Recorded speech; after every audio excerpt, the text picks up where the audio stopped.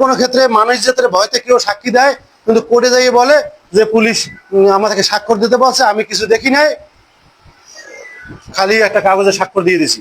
কিছুদিন আগে 10,000 টাকা খরচা করে কাকরাবনি থেকে 100 পিস সহ গ্রেপ্তার করা হয়েছে। 100 পিস ইয়াবা সহ গ্রেপ্তারে আমার 10,000 টাকার উপরে খরচা গেছে। সেইটা 7 দিনের মাধ্যমে সে জামিন পেয়ে গেছে। আর এটা আমার কি করার আছে? জামিন তো আমার দেওয়ার এখতিয়ার নাই। তারপরে আরো এক জায়গায় 90 পিস সহ ধরা হয়েছে, সেও 5-7 দিনে জামিন পাইছে। আনসার নাকি এই যে মোস্তফা, কলেজের পিছনে মোস্তফা মাদক ব্যবসায়ী, সবাই জানে। এই মোস্তফাকে আমি সংবাদ পাওয়ার পরে আমি বলছি, এই মোস্তফাকে আমি শুধু ওর বডিটা আমি চাই। আমার অফিসারদেরকে বলছি, তোমরা ওর বডিটা ধরে আমার কাছে নিয়ে আসবা। ওই যে একটা মার্ডারের ঘটনা ঘটছে, ওই মাদক ওই মোস্তফার কাছ থেকে কিনছে। সেই সূত্র ধরিয়া আমরা 64 ধারা জবানবন্দি নেওয়া হইয়া মোস্তফাকে মার্ডার কেসে সোপর্দ করা হয়েছে। সে মহামান্য হাইকোর্ট থেকে সে জামিনে আসছে 1.5 মাসের মাথায়। এখন ভাই আমি তো অসহায়, এর চাইতে আর আমার কি করার আছে? কিন্তু এটা আপনারা পারবেন, শুধুমাত্র কিছু লাগবে না, 10 জন একত্রিত হইলেই বড় শক্তি। আপনার ওই সুজন শিকদারের বিরুদ্ধে সে মাদকের ব্যাপারে তার গার্ডিয়ানকে সতর্ক করতে গেছে, তার নামে চাঁদাবাজি মামলা দিতে গেছে, সে 5 লাখ টাকা চাঁদা চাইছে। কিন্তু ওই যত রিকোয়েস্ট আসছে আমি কিন্তু ওই মামলা নেই নাই। কারণ কি? ওই কর্তাটা ছিল মিথ্যে কথা। তা মিথ্যে অভিযোগ দিয়ে আপনারা কেউ ক্ষতি করতে পারবে না।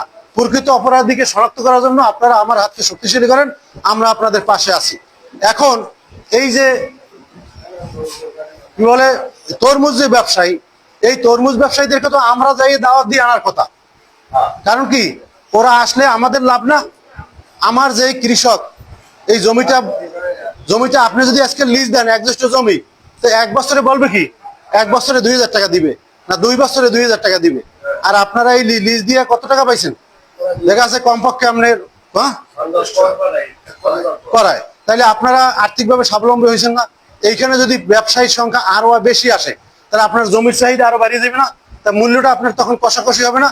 একটা দ্রব্যের যদি 5 জন ক্রেতা থাকে, তাহলে কি দাম কষাকষি, দাম বাড়ে না?